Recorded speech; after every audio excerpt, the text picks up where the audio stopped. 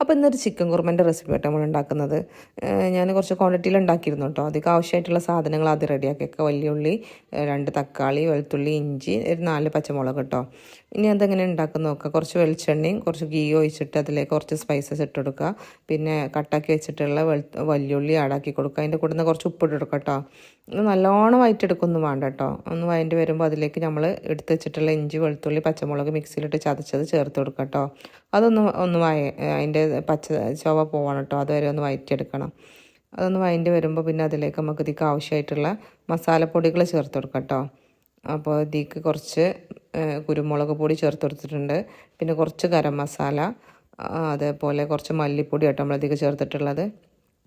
അത് നല്ലോണം ഇളക്കിയിട്ട് അതിൻ്റെ സ്മെല്ലൊന്ന് പോണ വരെ, പച്ച സ്മെല്ലൊന്ന് പോണത് വരെ ഒന്ന് ഇളക്കട്ടോ. അത് ഇളക്കി മിക്സാക്കി കഴിയുമ്പോൾ നമ്മൾ ഇതിലേക്ക് ഇനി കട്ടാക്കി വെച്ചിട്ടുള്ള നമ്മളെ തക്കാളി ചേർത്ത് കൊടുക്കുന്നുണ്ട് കേട്ടോ. രണ്ട് തക്കാളി എടുത്തിരുന്നു. നിങ്ങൾക്ക് ഇഷ്ടം ഉണ്ടെങ്കിൽ ചേർത്താൽ മതി കേട്ടോ. തൈര് ചേർക്കാന്നുണ്ടെങ്കിൽ തക്കാളി ഇത്ര ചേർക്കണമെന്നില്ല. അപ്പം എൻ്റെ അടുത്തുള്ളത് പുളിയില്ലാത്ത തൈരായതുകൊണ്ട്, കട്ട തൈരായതുകൊണ്ട് ഞാൻ തക്കാളി ചേർത്ത് കൊടുത്തു കേട്ടോ. ഞാൻ തക്കാളി ജസ്റ്റ് ഒന്ന് ചൂടായി വരുമ്പോൾ നമ്മൾ ഇതിലേക്ക് ആവശ്യമായിട്ടുള്ള ചിക്കൻ കഴുകി മാറ്റി വെച്ചിരുന്നു കേട്ടോ. അത് ചേർത്ത് കൊടുത്തു കേട്ടോ. എനിക്ക് കുറച്ച് അധികം ക്വാണ്ടിറ്റി വേണം. അപ്പോൾ ഞാൻ കുറച്ച് അധികം ഉണ്ടാകും. 1.5 കിലോ ചിക്കനായിട്ട് എടുത്തിട്ടുള്ളത്. 1.5 കിലോ ചിക്കനക്ക് 3 വലിയുള്ളിയും 2 തക്കാളിയായിട്ട് എടുത്തിട്ടുള്ളത്. പിന്നെ ഒരു വെളുത്തുള്ളിൻ്റെ ഒരു പോണ എടുത്തിട്ടുണ്ടായിരുന്നു കേട്ടോ. അങ്ങനെ കേക്ക് വെച്ചിട്ടുള്ള ചിക്കനൊക്കെ ഇതിലേക്ക് എടുത്തിട്ട് പിന്നെ നമ്മൾ മസാല നല്ലോണം ഒന്ന് മിക്സ് ചെയ്ത് കൊടുക്കണം കേട്ടോ.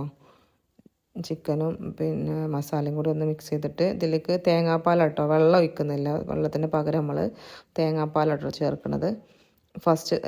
സെക്കൻഡ് പാലാണ് ഞാൻ ഇതിലേക്ക് തേങ്ങ അരക്കുകയാണ്. അപ്പോൾ അങ്ങനെ കുറച്ച് തേങ്ങ എടുത്തിട്ട് ഒരു അരമുറി തേങ്ങ എടുത്തിട്ട് 2 ഗ്ലാസ് വെള്ളത്തിൽ അടിച്ചെടുത്തിട്ട് അതാട്ടോ ഒഴിച്ചു കൊടുത്തിട്ടുള്ളത്. മഞ്ഞൾപ്പൊടി ഓപ്ഷണലാട്ടോ, വേണമെങ്കിൽ ചേർത്ത് കൊടുത്താൽ മതി. പിന്നെ കുറച്ച് കാഷ്നട്ട് മിക്സിയിലിട്ടിട്ട് അടിച്ചെടുത്തിട്ടുണ്ട് കേട്ടോ.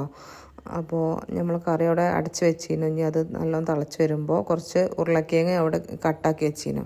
അപ്പോൾ ചിക്കന് കുറച്ചൊന്ന് വെന്ത് വന്നപ്പോൾ അതൊന്ന് ചേർത്ത് കൊടുത്തു കേട്ടോ.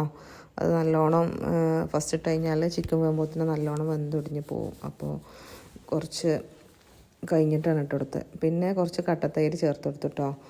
എൻ്റെ അടുത്ത് പുളി ഇല്ലാത്തതായതുകൊണ്ട് കുറച്ച് 2 സ്പൂൺ ചേർത്ത് എടുത്തിട്ടുണ്ട്. ഇനി അതിലേക്ക് അരക്കുക, ആവശ്യത്തിലുള്ള തേങ്ങ എടുക്കുക. അതിലേക്ക് കുറച്ച് 2 മുറി തേങ്ങ എടുത്തിട്ടുള്ള കേട്ടോ അരക്കാൻ. അതിലേക്ക് കുറച്ച് ഒരു വെളുത്തുള്ളിയും ഒരു ചെറിയ ഉള്ളിയും കുറച്ച് വലിയ ജീരകം എടുത്തിട്ട് അത് അതിലേക്ക് അരച്ചെടുക്കാം കേട്ടോ.